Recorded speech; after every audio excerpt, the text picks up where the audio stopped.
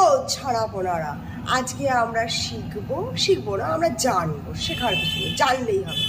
7টা দিনের নাম, মানে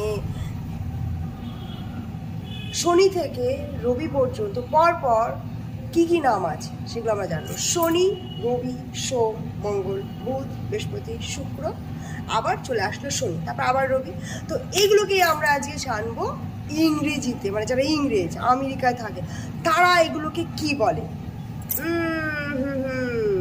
রবিবার, রবি মানে হচ্ছে সূর্য, আর ইংরেজিতেও রবিকে বলা হয় সান। তো হয়ে গেল সানডে,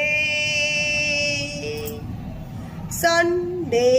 আর সোমবার মানে হচ্ছে পড়াশুনোর দিন, তো মনডে, পড়াশুনো মন দে, ঠিক আছে।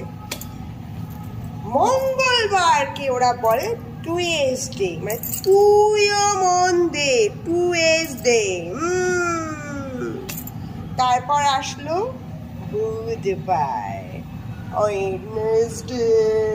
পড়তে ভালো লাগছে না, ওয়েট মানে ভেজা, কেঁদে ফেলো, পড়তে ভালো লাগছে না, ওয়েডনেসডে। তারপরে কোন ডে আসে শিগগিরই আমাকে কমেন্ট করে বাকিগুলো বলো।